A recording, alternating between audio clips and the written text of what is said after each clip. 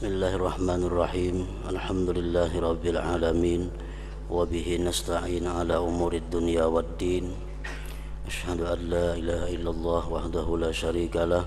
Wa asyhadu anna sayyidana Muhammadan abduhu wa rasuluh.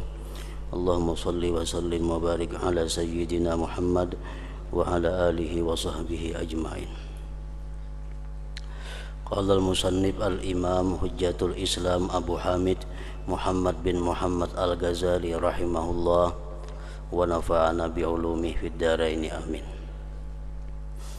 Wa amma sababu kauniha khairan mutarajjihatan 'alal amal fala yafhamuhu illa man fahima maqsidad din wa tariqahu wa mabalagha atharit tariq fil ittisal ila al-maqsid wa qasa ba'dal athar bil ba'di hatta yadhhara lahu ba'da dhalika al-arjah bil idafati ila al-maqsud. Faman qala al-khubzu khairun min al-fakiha fa inna ma ya'ni bihi annahu khairun bil idafati ila maqsudil qut wal iqtida wa la yafhamu dhalik illa man fahima anna lil ghidha maqsidan wa huwa sihhatu wal baqa wa anna al-aghdhiyata mukhtalifatul atharu biha wa fahima athara kulli wahidin wa qasa ba'daha bil ba'd fatta'atu ghidha'un lil qulub wal maqsud shifa'uha wa baqa'uha wa salamatuha bil akhirah wa sa'adatuha wa tana'umuha bilika'illahi ta'ala wal maqsidu ladzatus sa'adati bilika'illahi faqat.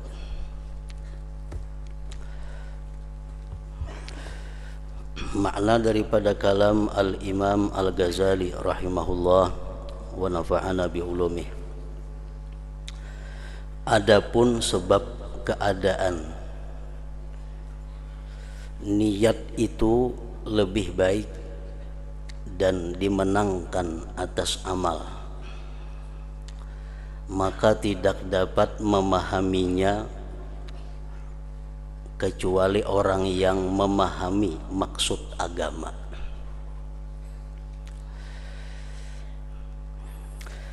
Adapun sebab keadaan niat itu lebih baik dan dimenangkan atas amal perbuatan zahir. Hadis Rasulullah mengatakan niyatul mukmin khairun min amalihi. Niat kita orang yang beriman lebih baik daripada amal perbuatan zahir. Nah, itu kada kau mengerti tentang hadis itu kecuali orang yang memahami maksud agama, jalannya dan pengaruh jalan berhubungan kepada maksud, dan ia membandingkan sebagian bekas pengaruh dengan sebagian yang lain, sehingga tampak baginya setelah demikian yang lebih kuat dengan dikaitkan kepada maksud.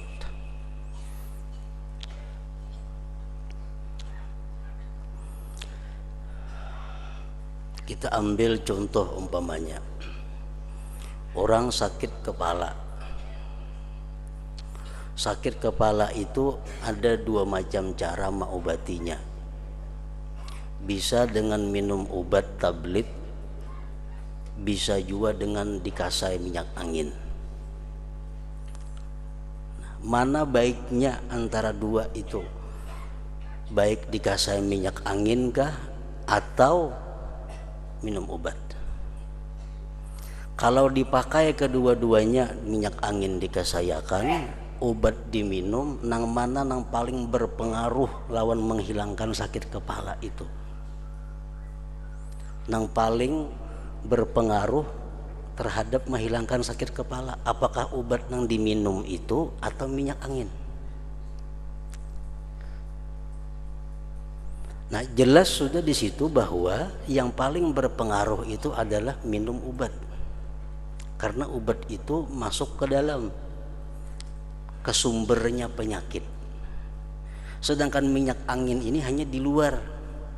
Itu beberapa lapisan dulu hanya masuk kepada sumber penyakit itu. Tapi kedua-duanya baik, kedua-duanya diperlukan.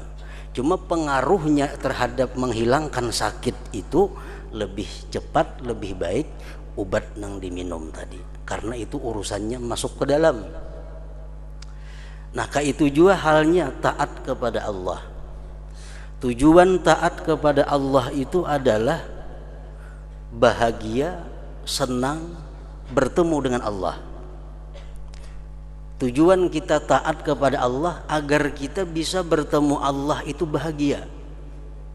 Kada supan, kada takutan, kada takut diusir. Nah, tujuannya taat. Tujuan taat itu adalah supaya kita bertemu Allah kaina gembira, bertemu Allah kaina bahagia. Itu taat. Sedangkan taat ini ada niat, ada perbuatan zahir. Nang mana nang paling berpengaruh dalam maksud, dalam membahagiakan kita bertemu Allah kaina? Niat atau amal zahir? Tentu niat. Tentu niat. Niat ini paling banyak pengaruhnya terhadap tujuan taat yang membuat kita bahagia bertemu Allah, kalau dibanding dengan perbuatan amal zahir semata. Walaupun amal ibadah zahir itu memberi pengaruh juga, tapi lebih banyak niat pengaruhnya. Nah, kayak itu maka pahamannya. Nah, jadi kada kau memaham masalah niat itu lebih baik dan dimenangkan atas amal zahir, kecuali orang yang mengerti jalannya agama.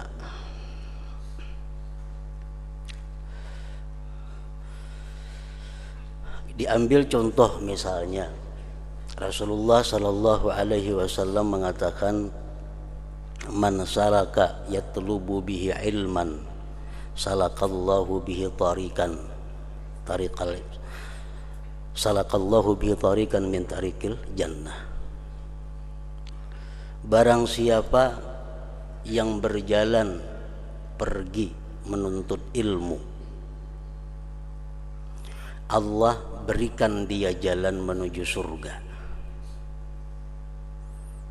Nah, di situ nang mana paling berpengaruh, nang paling berbekas terhadap jalan menuju surga itu? Apakah jalan langkah kaki kita atau niatnya nitukah? Sehingga Allah memberikan ganjaran yang sangat besar. Orang yang berjalan menuntut ilmu akan diberi Allah jalan menuju surga. Jalan batisnya nitukah nang paling berpengaruh sehingga dapat hadiah dari Allah seperti itu, atau niat kita mulai rumah itukah? Nah, nang paling berpengaruh, saham nang paling banyak adalah niat, sehingga kita dapat jalan menuju surga. Buktinya apa? Nah, buktinya kalau kita berjalan mulai rumah ke majelis ilmu, tapi tujuan kita kada menuntut ilmu. Tujuan kita membuka dagangan di majelis ilmu. Mulai rumah membawa minyak harum, membawa itu, membawa ini. Tujuan kita membuka maurak dagangan di majelis ilmu, sekaligus umpat berdengar mengaji. Nah, ini jalannya orang ini berjalan juga, tapi jalannya seperti ini kada dapat ganjaran dari Allah, jalan menuju surga. Kada dapat. Kenapa? Karena niatnya kada. Niatnya jalannya jalan untuk membuka dagangan di majelis ilmu. Walaupun dia mendengar ilmu juga, berjalan juga, tapi kada dapat itu. Kenapa? Karena niat mulai rumah untuk membuka dagangan. Nah, kemudian lagi orang berniat, aku hari ini hendak ke majelis ilmu, berangkat ke majelis ilmu, itu niat dalam hati. Sampai jamnya, kenapa sakit kita garing, kada kawat tulah, tetap kita ditulis oleh Allah sebagai orang yang berangkat ke majelis ilmu dan dapat hadiah jalan menuju surga. Nah, berarti mana pengaruhnya niat lawan perbuatan zahir? Tentu lebih berpengaruh niat. Tentu berpengaruh niat. Jadi segala ganjaran pahala-pahala yang besar daripada Allah kepada kita itu, niat itu yang paling berperan. Niat paling berperan. Orang yang duduk di masjid menunggu salat, duduk di masjid, duduk menunggu waktu sembahyang. Niatnya duduk tuh menunggu waktu sembahyang. Sejam inya duduk menunggu salat, sejam itu pula Allah menghitung dia sembahyang, ruku, sujud, berdiri dan sebagainya. Padahal gerakannya ada cuma duduk.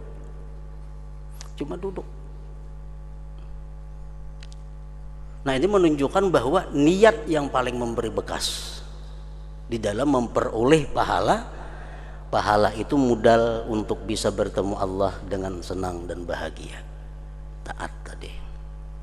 Nah, kalau orang duduk di masjid tapi tujuan sambil menghadangi kawan, walaupun ini baca Quran, walaupun ini berzikir, tapi sambil menghadangi kawan. Pas orang bang zuhur, umpat berjamaah zuhur.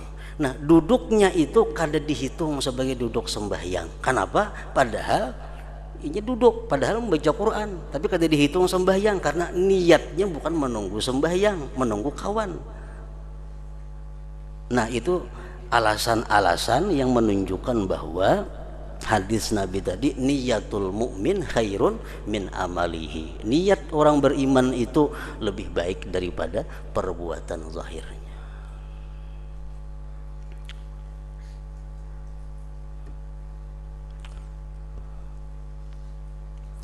Orang yang berperang fisabilillah, perang fisabilillah, sedangkan dia tujuan perang ini macam-macam. Ada membela Islam tujuannya, ada sekaligus dendam melawan orang kafir, sekaligus ada juga hendak mendapatkan harta rampasan perang, perangnya lawan orang kafir. Dapatlah pahala orang ini tergantung ukuran niat-niatnya itu. Nah, ada kita kada perang, kita di rumah guring di atas tilam nang empuk, tapi kita berniat, andai kata ada orang nih di daerahku ini berperang melawan orang kafir, aku umpat perang dan aku biar mati fisabilillah. Niatnya kuat seperti itu, guringnya mati, guring pas mati. Matinya mati apa? Mati sebagai syahid fisabilillah. Kenapa? Karena niatnya, padahal amal zahirnya kada ada. Sedangkan nanti maka berperang macam-macam belum tentu dapat pahala. Nah, itu alasan lagi, bukti lagi bahwa niat kita lebih utama daripada amal perbuatan zahir. Walaupun kedua-duanya perlu, amal zahir itu perlu, niat perlu, namun niat lebih berpengaruh terhadap mencapai tujuan bahagia, senang bertemu dengan Allah Subhanahu wa taala di kemudian hari.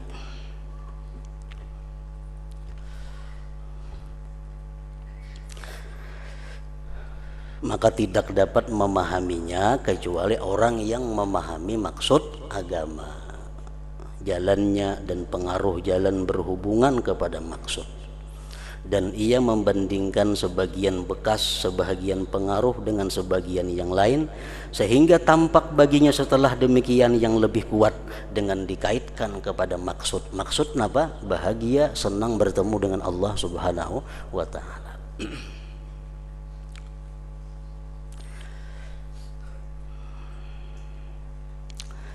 Maka siapa, ini contoh daripada Imam Al-Ghazali, barang siapa yang mengatakan bahwa roti itu lebih baik daripada buah-buahan,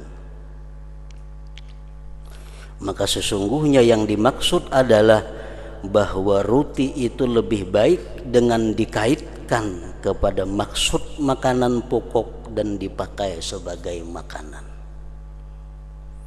Umpamanya ada buah kastila, ada roti. Buah kastila sepiring, roti sepiring. Parut kita lapar. Mana baiknya nang dua nito dalam hal mengenyangkan parut? Kan tujuan makanan itu mengenyangkan parut. Tujuan ibadah agar bahagia bertemu Allah. Tujuan makanan supaya parut kenyang. Mana baiknya sapiring kastila lawan sapiring roti untuk mengenyangkan parut, mana baiknya? Baik keduanya, roti makan, kastila makan. Cuma pengaruhnya terhadap parut ini, roti yang berpengaruh mengenyangkan itu bukan kastila. Pengaruhnya itu roti yang mengenyangkan. Nah, kayak itu juga lah taat. Perbuatan zahir perlu, niat perlu, tapi niat lebih berperan dalam membahagiakan kita bertemu kepada Allah Subhanahu wa ta'ala.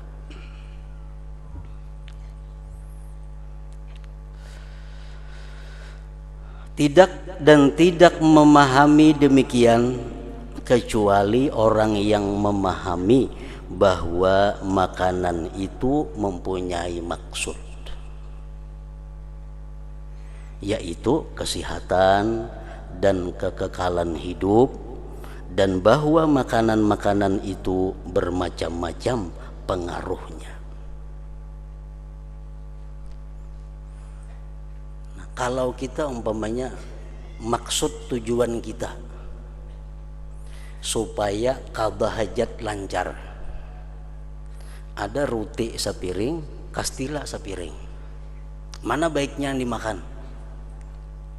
Tujuan bukan supaya kenyang, ada parut nih kenyang aja. Tujuan mana? Tujuan supaya qadha hajat lancar. Tentu kastila paling baik. Nah, jadi kada kau memahami masalah itu kecuali orang yang memahami tujuan makanan. Nah, sama halnya kada kau memahami masalah niat dan amal zahir kecuali orang yang memahami tujuan ibadah itu apa. Nah, setelah tahu bahwa tujuan ibadah itu agar mati bahagia, senang bertemu Allah, nah hanya kawa membedakan, menjelaskan bahwa niat itu lebih baik, lebih dimenangkan daripada amal perbuatan.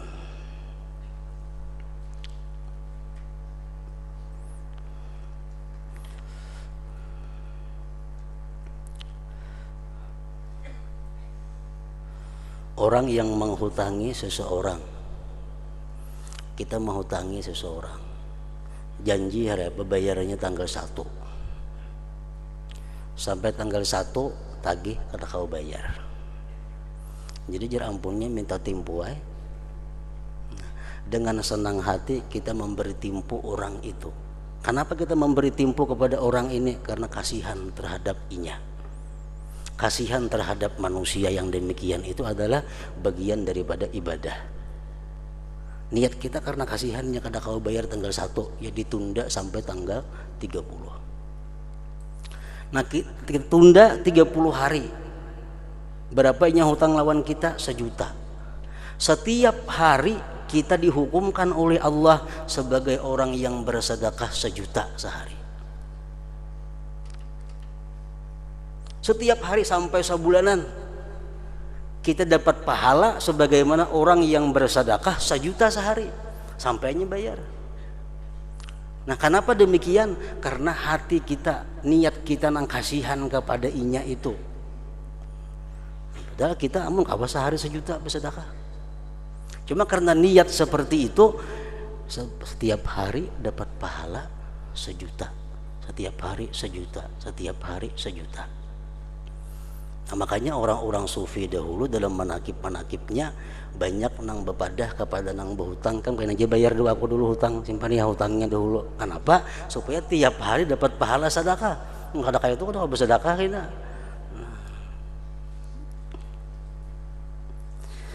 Nah, itu kehebatan niat. Kehebatan niat. Jadi orang-orang yang mulia, mulai daripada para anbiya, para aulia, mereka kada banyak beramal zahir. Nabi contohnya, sitin sembahyang sehari semalaman kawa dihitung sekian rakaat, kada banyak sembahyang Nabi. Sedekah Nabi kada banyak, baca Quran Nabi kada banyak. Nah, di mana keunggulan mereka itu? Mereka punya niat yang sangat banyak. Niat yang baik sering banyakkan dalam hatinya. niat yang baik saling banyakan di dalam hati mereka, sehingga walaupun mereka zahir perbuatannya kada banyak punya amal, cuma niat dalam hati macam-macam, segala kebaikan diniatkan, sehingga mereka lebih tinggi daripada orang yang banyak beramal zahir.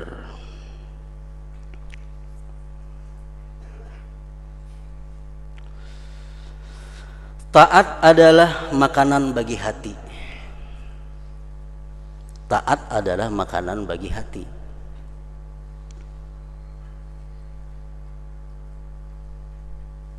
Maksudnya adalah kesembuhannya hati yang sakit.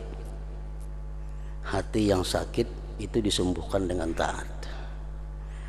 Kekekalannya, maksudnya hidupnya hati. Hidupnya hati, keselamatannya di akhirat, kebahagiaannya dan merasakan kenikmatannya dengan bertemu Allah Ta'ala. Maka tujuan adalah, maksud daripada taat itu adalah kelezatan, kebahagiaan dengan bertemu dengan Allah saja. Nah, itu hati.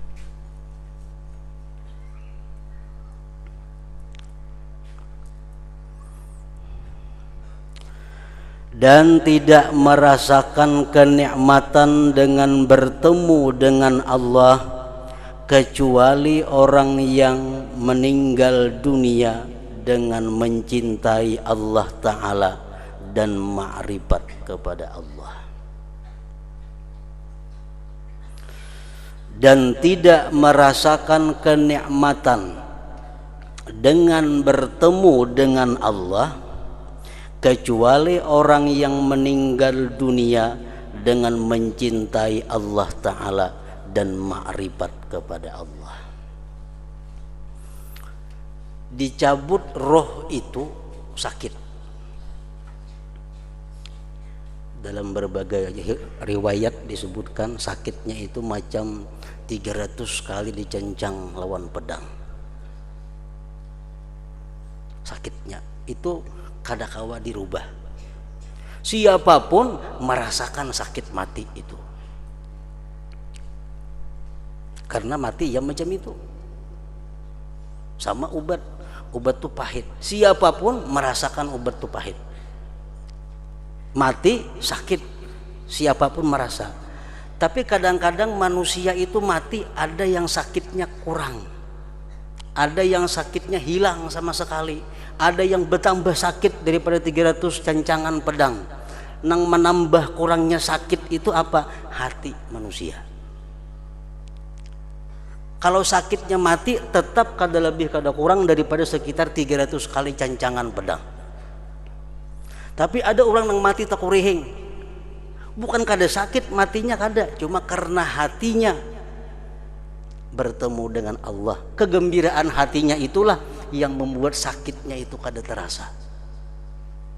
Kalau terasa juga hilang, karena nang dihadapinya adalah kebahagiaan yang abadi. Nah, orang nang mati mencintai dunia, rumah pajang ditinggalakan, kendaraan pajang ditinggalakan, bini pajang ditinggalakan, hati sudah sakit. Ditambah lagi mati itu sakit, bertambah sakit. Sakit matinya aja sudah sakit, ditambah pulang hati yang bergantung kepada dunia, kepada yang pajang ditinggalkan, bertambah sakit.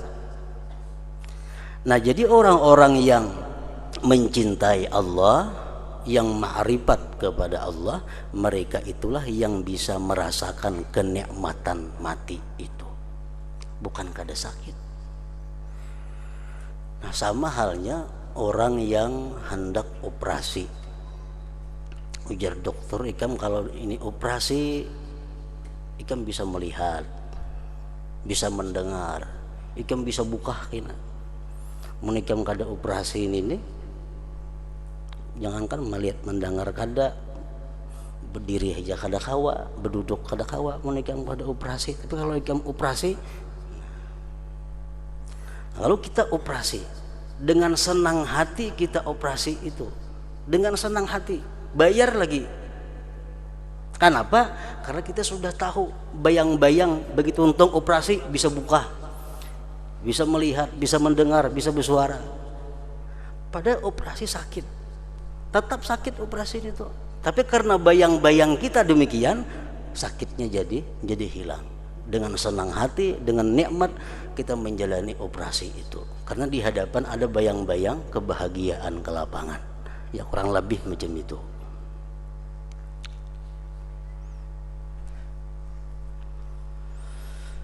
Dan tidak merasakan kenikmatan dengan bertemu dengan Allah kecuali orang yang meninggal dunia dengan mencintai Allah Ta'ala dan ma'rifat kepada Allah, dan tidak mencintainya kecuali orang yang ma'rifat kepadanya Allah. Sudah jelas kada akan mencintai Allah Ta'ala itu kecuali orang yang mengenali Allah Subhanahu wa Ta'ala. Dan tidak jinak hatinya dengan Tuhannya kecuali orang yang lama zikirnya kepadanya. Mengetahui hati kita jinak kadanya yang paling inting antara lain bangun guring. Itu ukuran orang-orang yang jinak kepada Allah. Salah satunya setelah bangun guring, apa yang ada dalam pikiran kita, apa yang ada yang kita ucapkan oleh mulut kita, apa yang diingat oleh hati kita.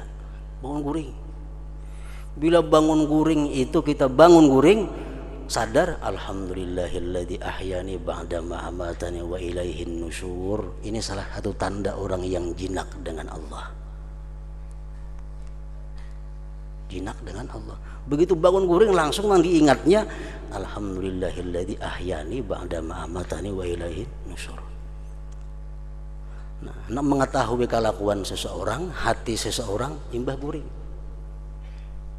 Kakan-kakan tuh bangun guring pepainan aja carinya. Kenapa? Hatinya memang pepainan, hatinya bunika-bunika. Bangun guring itu mencari pepainannya. Orang nak ahli usaha bangun guring kalkulator dicari. Kalkulator.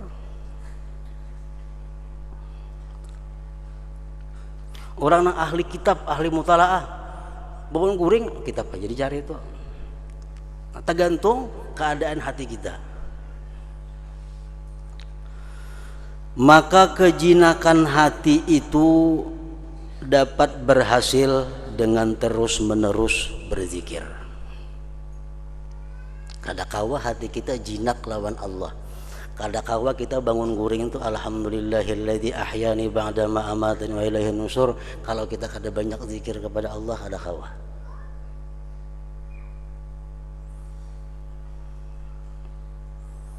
Orang yang banyak zikir hanya kawa jinak lawan Allah. Takajud nang apa? Allah. Datang nikmat Allah. Datang musibah Allah. Karena hatinya sudah jinak kepada Allah. Nah itu kadakawa kita dapat, kadakawa kecuali kita orang yang banyak berzikir dahulu kepada Allah. Maka kejinakan hati itu dapat berhasil dengan terus-menerus berzikir. Dan ma'rifat itu dapat berhasil dengan terus-menerus berpikir. Kayak apa supaya kita ma'rifat dengan Allah? Modalnya berpikir. Bila kada berpikir, kada akan dapat ma'rifat kepada Allah. Nah apa yang dipikirkan? Supaya kita bisa ma'rifat. Banyak macam-macam yang dipikirkan. Antara lain para ulama menjelaskan yang perlu ditafakkurkan agar kita mengenali Allah adalah ma minna ilallah wa ma minallah ilaina. Nang kita pikirkan itu antara lain adalah nang perlu untuk menumbuhkan ma'rifat tadi, apa persembahan kita kepada Allah dan apa berian Allah kepada kita. Pikirkan itu. Apa persembahan kita kepada Allah dan apa berian Allah kepada kita. Pikirkan. Allah memberikan kita mata, hidung, telinga, batis, tangan, nyawa.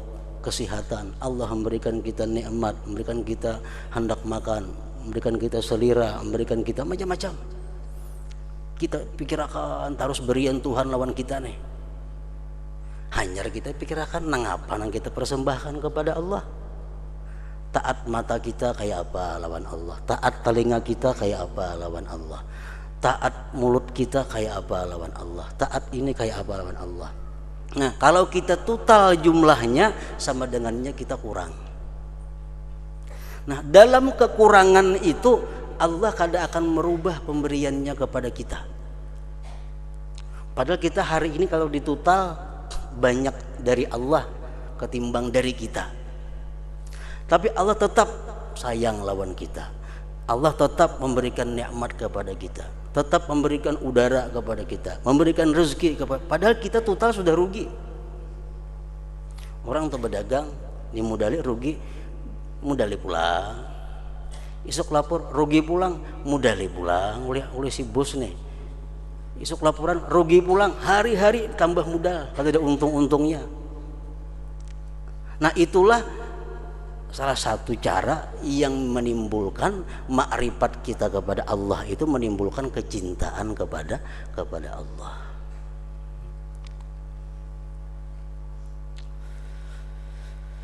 Maka kejinakan hati itu dapat berhasil dengan terus-menerus berzikir, dan makrifat itu dapat berhasil dengan terus-menerus berpikir dan cinta mengikuti makrifat dengan pasti.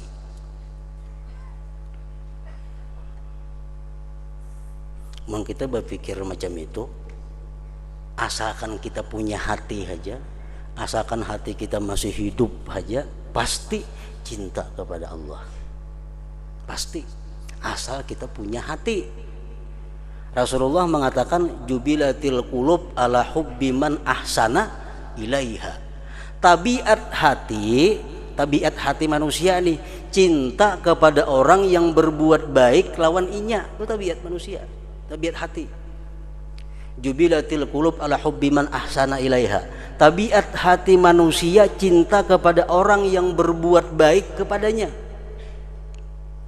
Orang tuh berbuat baik aja kepada kita, hati kita cinta tuh lawan inya. Asal kita berisi hati, asal punya hati. Arti punya hati itu hati kita masih normal, hati kita masih hidup, hati kita masih peka. Nah, tapi kalau orang sudah punya mata hati buta, hatinya sudah mati, kayak apapun orang baiknya lawan inya kada peduli. Air susu dibalas air tuba, iyan itu orang kada punya hati. Nabi mengatakan tabiat hati itu cinta kepada orang yang berbuat baik lawan inya. Sekarang kita ukur-ukur siapa yang paling berbuat baik kepada kita. Hakon orang menjadi modal 10 kali rugi terus kita. Siapa aja nang sugih. Kuitan gin kayak apakah? Mun hakon lagi modali dagang rugi. Nah, Allah Subhanahu wa taala setiap hari kita rugi. Pemberiannya lawan persembahan kita selalu kalah persembahan kita. Tapi setiap hari Allah masih menambah anugerah, menambah nikmat kepada kita. Nah, kalau kita bertafakur macam itu, kita akan kenal bagaimana pemurahnya Allah, bagaimana sayangnya Allah. Bila kita kenal sayangnya Allah kayak apa lawan kita, otomatis kita bisa cinta kepada Allah. Nah, cinta kita kepada Allah tergantung dengan makrifat kita tadi, kada boleh tidak.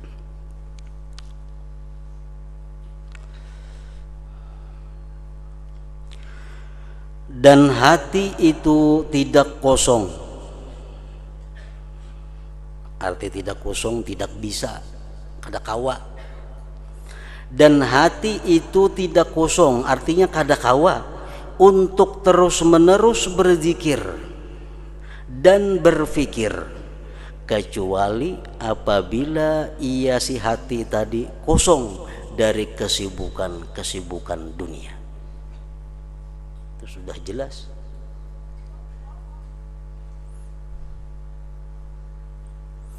Allah tidak menjadikan hati manusia dua, sebuting aja hati, masuknya beantri. lagi hibak kada kawa diisina lain. Nah bila kaden ini sudah keluar hanya sabuti pulang masuk. Nah selama hati kita masih sibuk dengan kesibukan-kesibukan dunia, maka hati yang selalu berzikir, hati yang selalu tafakur kada kawa. Kenapa? Karena dunia kada sing kaluaran antrian nih panjang bener.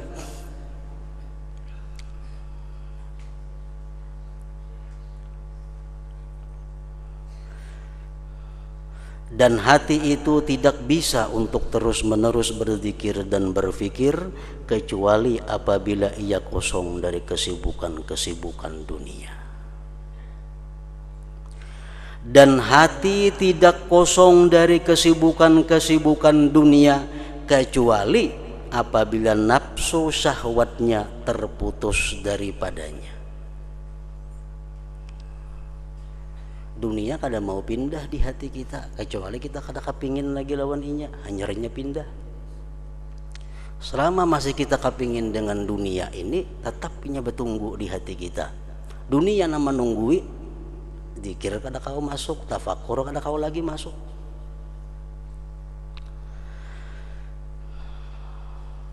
Dan hati tidak kosong dari kesibukan-kesibukan dunia kecuali apabila nafsu syahwatnya terputus daripadanya, sehingga ia menjadi condong kepada kebaikan, berkehendak kepadanya kebaikan, lari dari kejahatan, lagi membenci kepadanya kejahatan itu. Nah kalau sudah keinginan kita kepada dunia ini putus, otomatis hati kita bakal hendak kepada kebaikan, lari daripada kejahatan dan benci kepada kejahatan.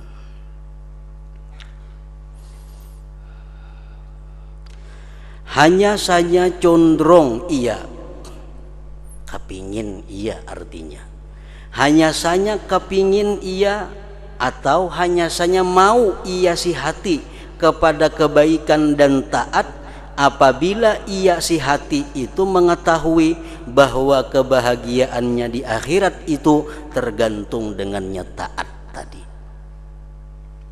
Hati kita nih mau kapingin taat, mau kapingin beribadat, syaratnya apa? Tahu maka bahwa kebahagiaan kita di akhirat tergantung ibadat, kesenangan kita di akhirat tergantung taat kita. Tahun itu hanya hati mau kapingin lawan taat. Sebagaimana orang yang berakal cenderung suka kepada membakam besungu dan pengeluaran darah karena tahunya bahwa keselamatannya itu pada keduanya, bakam dan mengeluarkan darah tadi.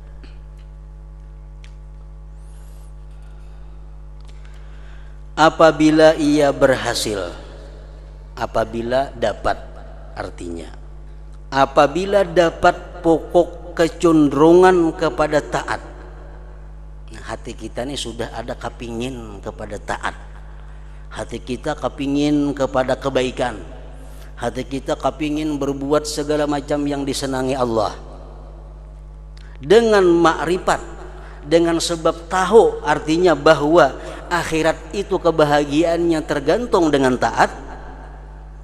Sudah makrifat, kita sudah tahu bahwa kebahagiaan akhirat tergantung lawan taat. Tahu itu, hati kita ada condong kepada taat. Nah, maka hanya saja kuat kecenderungan itu dengan beramal dengan tuntutan kecenderungan dan mengakali atasnya. Ini hati kita sudah tahu bahwa kebahagiaan akhirat tergantung lawan taat kita di dunia. Tahu sudah itu. Lalu hati kita kepingin taat. Nah, kepingin taat ini menjadi kuat apabila anggota zahir kita ini mendukung kepada kecenderungan itu. Mendukung. Kalau kada didukung, terbulik pulang kayak nanya. Hati hendak taat, tapi kada digawi ketaatannya. Hati hendak taat kada digawi, akhirnya hilang kayaknya kehendak taatnya itu kada lagi. Kenapa? Karena kada didukung terus.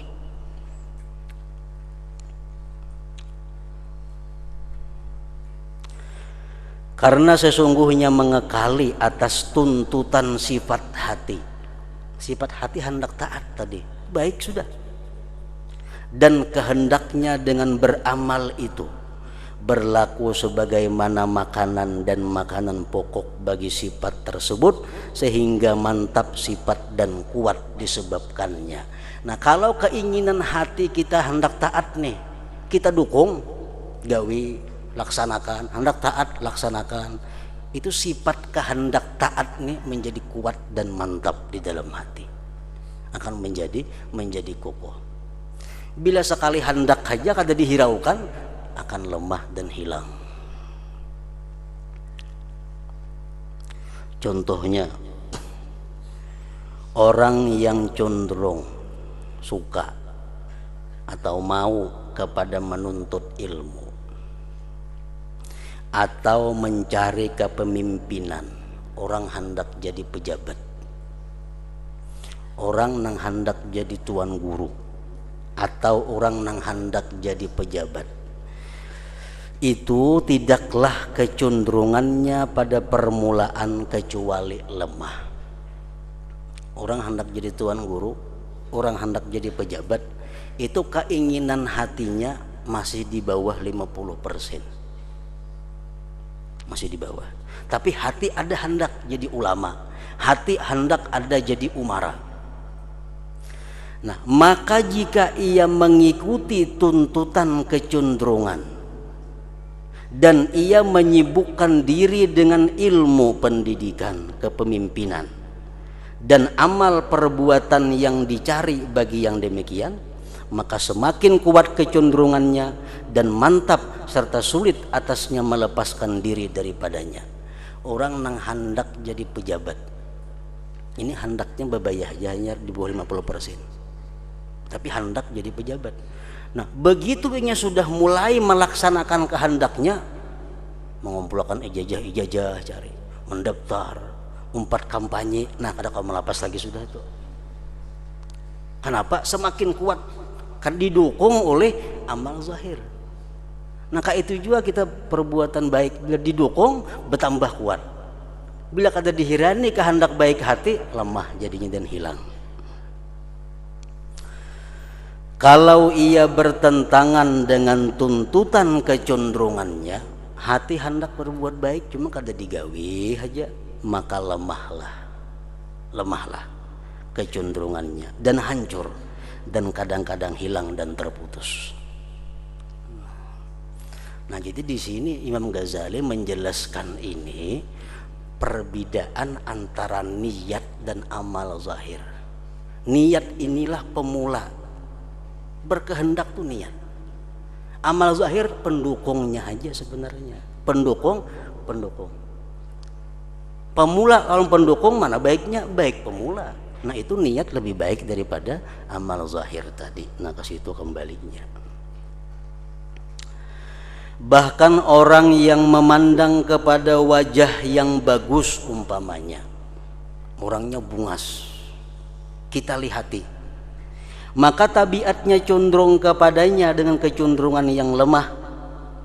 Kalau kita melihat orang tuh bungas, maka kita lihat bungas, ketujuh, tapi sekali aja melihat, kena berangsur-angsur akan hilang pada ingatan kita, hilang. Nah, jikalau ia mengikutinya dan berbuat menurut tuntutan kecenderungan tersebut, lalu ia terus-menerus memandangnya, duduk-duduk dan bergaul serta bercakap-cakap, niscaya semakin kuat kecenderungannya.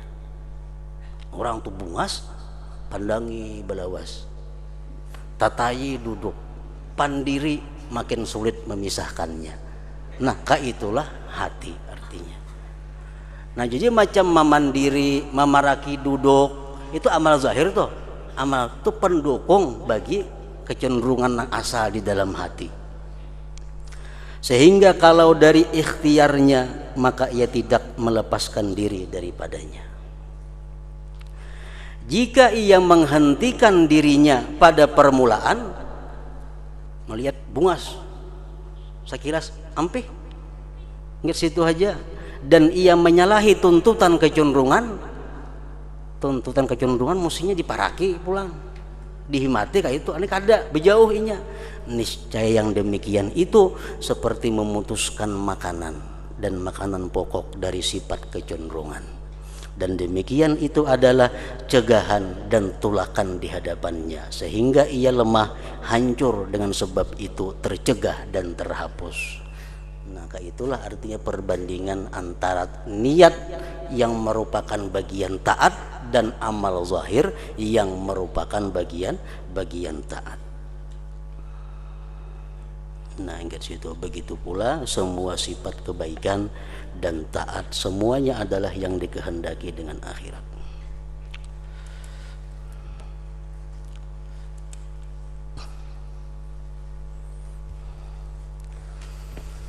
Afdalul dzikri fa'lam annahu la